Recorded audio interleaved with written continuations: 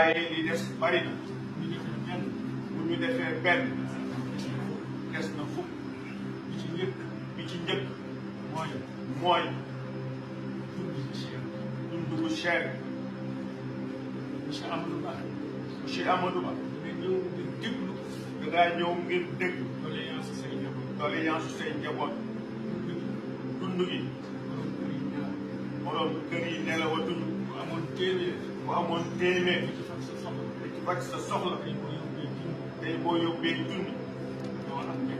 doo am genn wàllu la nga daan am kon ñi ngi lay ñaan lu geestu borom kër yi wàññi leen charge bi ci des ku nekk ci réew mi gis nga ko gis la bokk suñuy njaboot ñëw ci ñun ci bëccëg ñu ko jàmbat kon bu nu amee occasion bu mel foofu ñu gaaral leen mooy immigration bii xew ci réew suñu doom yii di dugg ci gaal yi di yëg ci montagne te dara waralu ko am lu ñu war a faj te amuñu ñuy jàmbaar seen waju di sonn te amuñu ñu leen dara ñooñu soxla nañu ndimbal fa ñu jëm ay immigré lañ fay fekk ñii dañuy dem di waxtaan ak ñoom ñoom ñëpp seen yaakaar seen bëgg-bëgg mooy ñibbisi ci réew mi ba man fee dund ko tey te mënuñu ko am na ñu ko jéem waaye dañoo mujj dellu loolu itam monsieur le premier ministre tiis la ci réew bëgg nañu ko saafara ñetteel dama cay yem rek ndax mënuma lim lépp te neel da cay yem rek ndax mënta lim lépp mooy soxla nañu justice sociale ndax réew justice au service de la vérité moo ko mën a yor dóor doom làq doom bokk na ci lii indi déséquilibre mën nañ ci góorgóorlu bu baax bokk na ci tiisu réew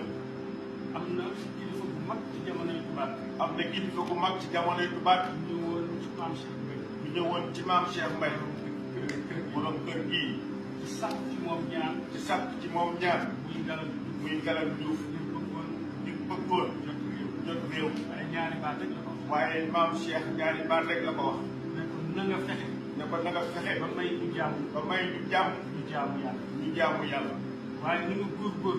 nga góorgóorlu ba baadoole yi seen coono jeex loolu ëmb na lépp jàmm wax ko léegi si discours dëkk bu mu amul mën la am développement mën la am justice sociale mën la am équilibre ci biir néeg bi sàmm yàgg sëriñ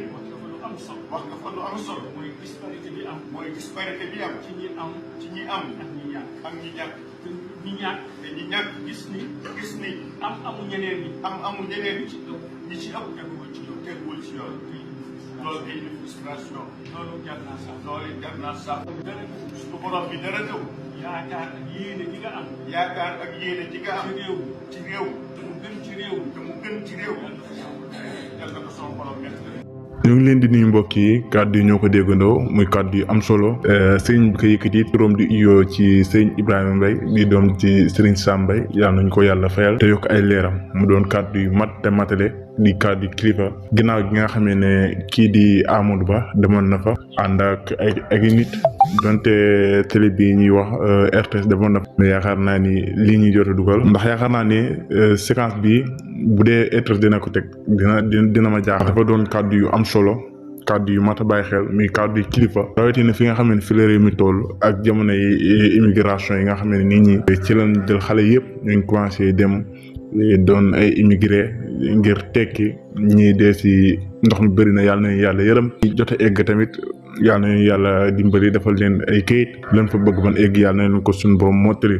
ginnaaw gi fi réew mi toll kilifa gu toll nii di xëccoo réew mi rawatina nekk si pouvoir muy état seetsi la nga am audace ak fulla ju mat sëkk wax ko kàddu yu mel nii lii daal li ñuy sàkku ci réew mi waaw mu doonoon kàddu yu am solo di leen wax ngeen wéy di abonné te activé ko notification